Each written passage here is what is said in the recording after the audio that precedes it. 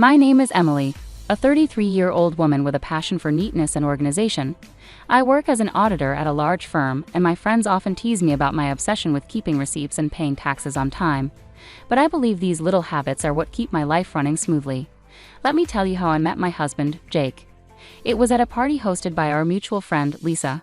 I remember that evening clearly. I was sipping a glass of wine and catching up with some old college friends when Jake walked in. He was a bit older, carrying himself with a confident stride and a charming smile.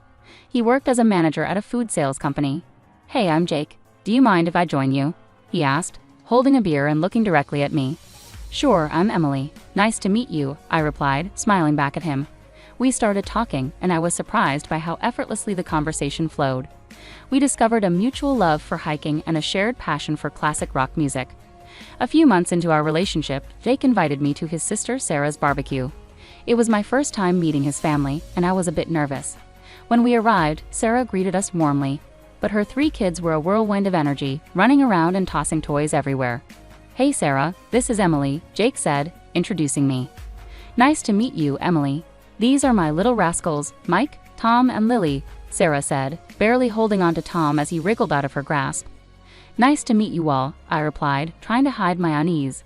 As the evening went on, the kids became wilder, climbing on furniture, throwing food, and yelling at the top of their lungs. I glanced at Jake, hoping he'd say something, but he just smiled and shrugged. "Aren't they just full of energy?" he said, chuckling. I forced a smile. "Yeah, they sure are." As our relationship progressed, Jake and I started discussing the future. He proposed to me during a hike on a beautiful hill overlooking the valley. It was simple and sweet, just the way I liked it. Our wedding was lovely, aside from one little hiccup: Sarah's kids. They were at it again, running around, making a mess, and being loud. Sarah didn't seem to care, and Jake found it amusing. "Look at them. They're having so much fun," Jake said, laughing as he watched them spill drinks and toss food around. "Yeah, but they're also making a huge mess," I replied, trying to keep my irritation in check. "Oh, come on, Em, they're just kids. Let them enjoy," he said, shrugging it off. I didn't want to spoil our special day by arguing, so I let it go, hoping things would improve once we settled into our new life together. After we got married, Jake and I decided to buy a house together. We had been living in a rented apartment, but we wanted a place to call our own. I was really excited about this new chapter in our lives. One evening after work, Jake and I sat down to discuss our finances and how we'd manage the expenses for our new home. "Emily, we need to figure out how we're going to split the costs," Jake said, leaning back on the couch. "Yeah, I've been thinking about that too," I replied. "I can handle the furniture, appliances, and some art pieces. What about you?" "Well, I was thinking I could buy you a new car. I know your old one is giving you trouble," Jake suggested. I was surprised and delighted. "Really? That would be amazing. My car is practically falling apart." "Yeah, I've seen it struggle. It's time you had something reliable," he said with a smile. We started house hunting right away. After a few weeks of searching, we found a beautiful house that we both loved. It was a bit pricey, but we decided it was worth it. Moving in was hectic, but I was excited about decorating our new home. I spent a lot of time selecting furniture and appliances, ensuring everything was high quality and stylish. One Saturday, Jake surprised me with a new car. It was a sleek, shiny sedan, and I was thrilled. "Jake, this is incredible. Thank you so much," I exclaimed, hugging him tightly. "You're welcome, Emily. You deserve it," he said, looking proud of himself. As we settled into our new home, everything seemed to be going well. We both enjoyed our jobs and loved coming back to our cozy house. But as time passed, little things started to bother me. Jake's laid-back attitude, which I once found charming, began to get on my nerves, especially when it came to household chores. "Jake, can you help me with the dishes tonight?" I asked one evening after dinner. "Em, I had a long day at work. Can't we just leave them for tomorrow?" he replied, giving me pleading eyes. "Jake, we can't keep putting things off. I'm tired too, but we need to keep this place clean," I insisted. "Fine, I'll do it," he said, sighing heavily as he got up from the couch. A few months into our marriage, I started worrying because I couldn't get pregnant. It was really stressing me out. I went to the doctor, and he told me to be patient, that it would happen when the time was right. Still, it was hard not to worry. Meanwhile, Jake's sister Sarah, with her 3 kids, was visiting a lot. Sarah lived in a neighboring state, but you'd think she lived next door with how often she was around.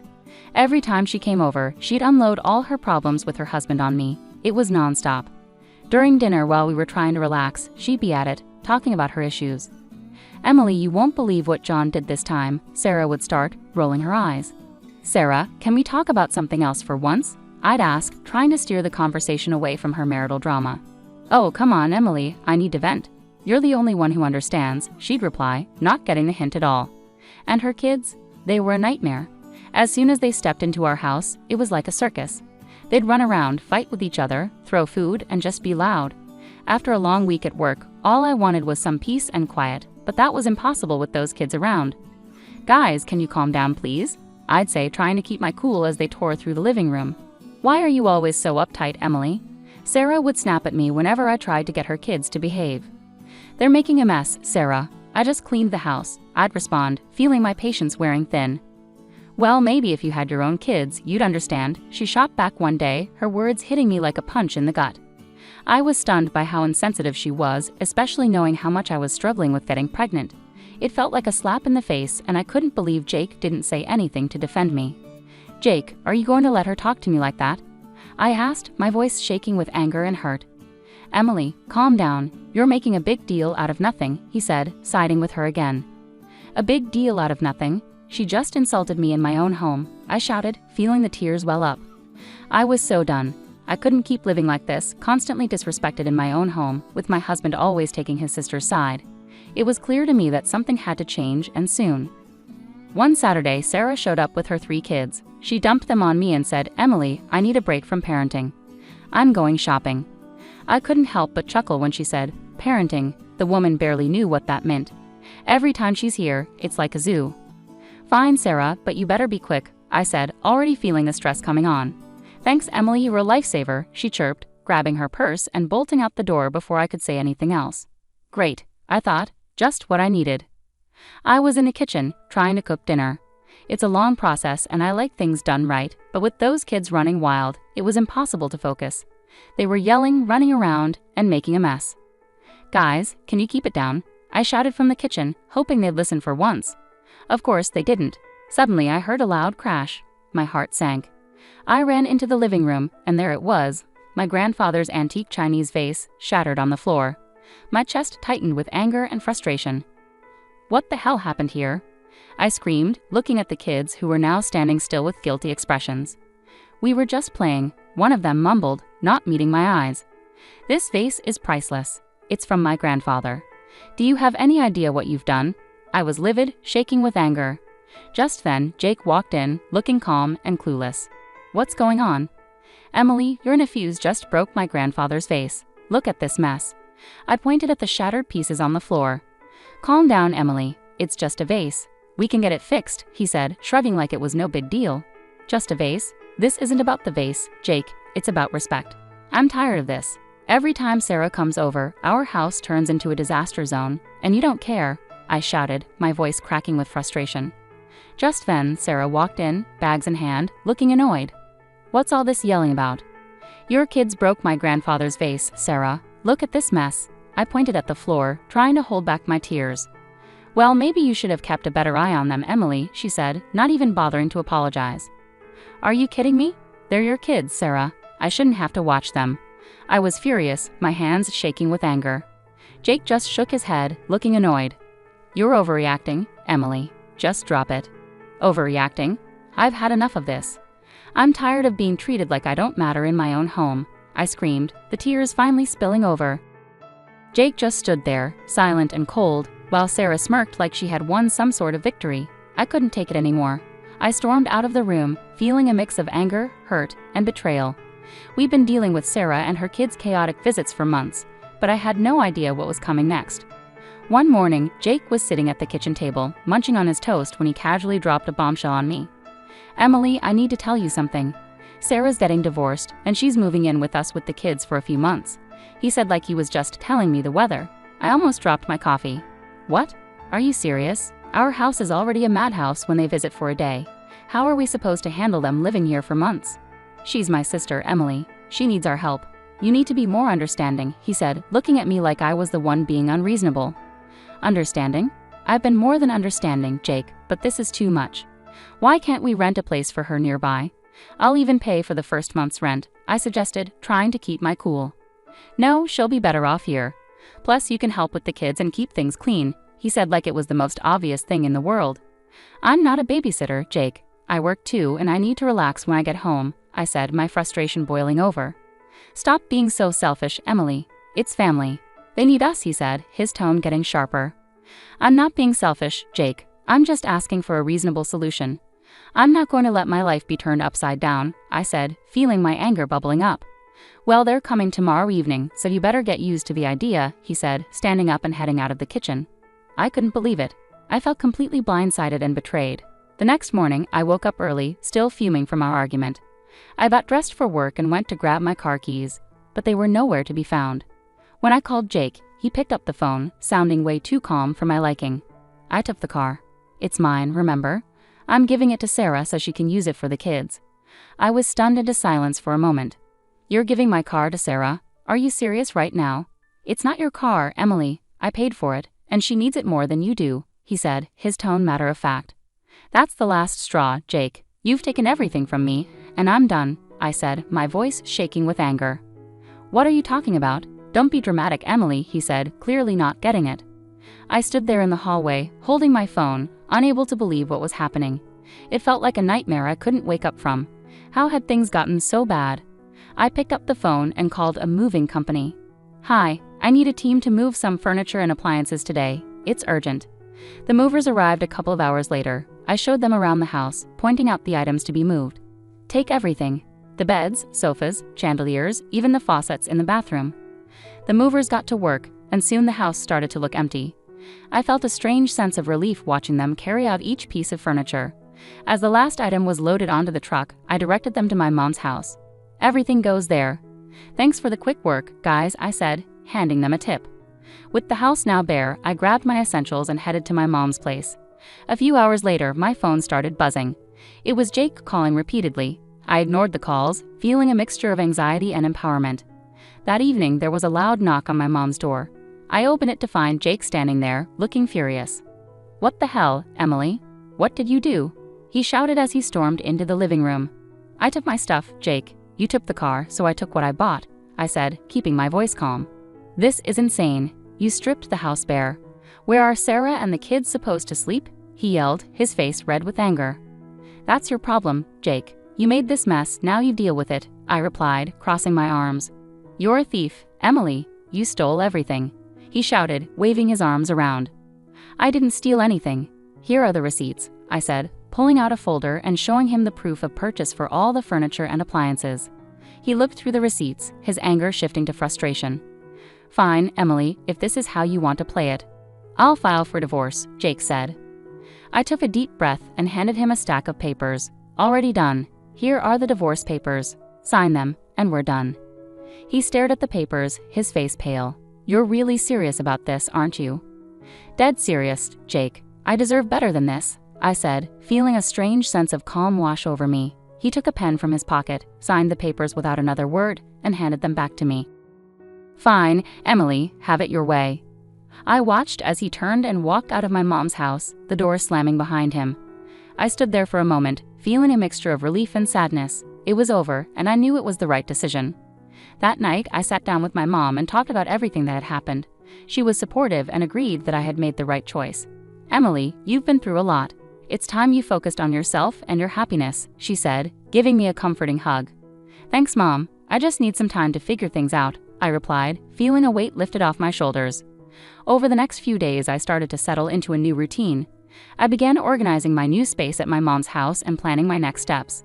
It was a fresh start, and for the first time in a long time, I felt hopeful about the future.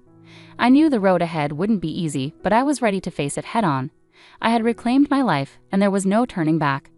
After divorcing Jake, we sold our house and split the money. I decided it was time to really set up my new place. My mom's house was great for a bit, but I needed my own space. One afternoon, I was sitting in the kitchen with my mom, scrolling through listings on my laptop. Mom, I think I found a place that looks perfect. It's a small apartment downtown, close to work, I said, showing her the pictures. She looked over my shoulder and smiled. That looks nice, Emily. Have you called the realtor yet? Not yet, but I'm going to do that right now, I said, feeling a bit excited. I dialed the number and waited for the realtor to pick up. After a few rings, a friendly voice answered. Hello, this is Mark. How can I help you? Hi, Mark, my name is Emily. I'm interested in the apartment you have listed downtown. Is it still available? I asked, crossing my fingers. Yes, it's still available. Would you like to schedule a viewing? He replied, sounding hopeful. Absolutely. How about tomorrow afternoon? I suggested, trying to sound calm. That works for me. I'll see you at 3:00 p.m., Mark said before we ended the call. The next day I headed downtown to meet Mark and check out the apartment. When I arrived, he was waiting outside the building, a friendly smile on his face. Hi Emily, nice to meet you. Let me show you around, he said, shaking my hand. The apartment was small but cozy, just what I needed. It had a nice kitchen, a spacious living room, and a small balcony with a decent view of the city. This place is perfect, Mark. I'll take it, I said, feeling a sense of relief. After signing the mortgage agreement and getting the keys, I started planning my move. I wanted to make this new space my own, a fresh start. I spent the next few days packing up my things at my mom's house and arranging for movers to help me with the big stuff. On moving day, my mom and a couple of close friends came over to help. As we loaded the last box into the moving truck, I felt a mix of excitement and nervousness about this new chapter in my life. Emily, this is going to be great for you. A fresh start is just what you need, my mom said, giving me a reassuring hug. Thanks, Mom. I'm really looking forward to it, I replied, smiling. We drove to my new apartment, and with everyone's help, we had everything unloaded and set up in no time. As I looked around my new place, I felt a sense of accomplishment and peace. It was the beginning of a new chapter, and I was ready for it. That evening, I invited my mom and friends to stay for dinner to celebrate the move.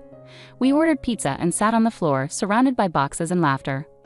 Cheers to Emily and her new place, my friend Lisa said, raising her glass of soda. Thanks, guys. I really appreciate all your help and support, I said, feeling grateful. As the night went on, we talked and laughed, and for the first time in a long time, I felt truly happy and free. After the party, as I sat on my balcony looking out at the city lights, I thought about everything I had been through and how far I had come. I was proud of myself for taking control of my life and making the changes I needed. I heard from some mutual friends that Jake used his share of the money to buy a small apartment. Now he's living there with Sarah and her 3 kids. Jake's working 2 jobs to keep up with the bills, while Sarah still isn't working. They're fighting all the time. One day, out of the blue, Jake called me. I was surprised to see his name pop up on my phone, but I decided to answer, curious about what he had to say. Hello, Jake. What's up? I answered, trying to keep my voice neutral. Emily, please just hear me out, he started, sounding desperate. I know I messed up. I'm so sorry for everything. I didn't realize how hard it was for you with Sarah's kids. I couldn't help but laugh a little. Really, Jake? You're realizing this now, after all this time? Yeah, I know it's late, but I'm serious. I've been thinking a lot, and I miss you. I miss us. Can we start over? I'm ready to move into your apartment and make things right, he said, his voice almost pleading. I chuckled, shaking my head in disbelief. Jake, you've got to be kidding me. You think you can just waltz back into my life like nothing happened? Emily, I'm serious. I'll do whatever it takes. I'll even take on more work to make it up to you, he said, sounding more desperate. Jake, I've moved on. I'm happy now. I'm not looking to go back to that mess, I replied firmly. Come on, Emily. We can make it work this time. I've changed, he insisted. I sighed, feeling a mix of pity and irritation. Jake, it's over. You need to focus on your life and your family. I'm not interested in going back to that chaos. Emily, please, I'm begging you, he said, his voice breaking. Jake, no. I found peace without you. I'm not giving that up, I said, standing my ground. Take care, Jake. I hope you find your way. I hung up the phone, feeling a strange mix of relief and closure. It was clear that Jake was struggling, but I couldn't let his problems drag me back into a situation I had worked so hard to escape. Later that day, I met up with Lisa for coffee and told her about the call. You won't believe who called me today, I said, rolling my eyes. Who? Lisa asked, raising an eyebrow. Jake. He actually begged me to take him back and let him move into my apartment, I said, shaking my head. Lisa laughed, almost spitting out her coffee. Are you serious? What did you say? I told him no, of course. I'm not going back to that mess, I replied, smiling. We spent the rest of the afternoon chatting and laughing, and I realized how far I had come. I had built a new life for myself, one that was peaceful and fulfilling. I wasn't going to let anyone take that away from me. As I walked home, I felt a deep sense of satisfaction and peace. I had finally closed the chapter on that part of my life, and I was ready to move forward with confidence and joy.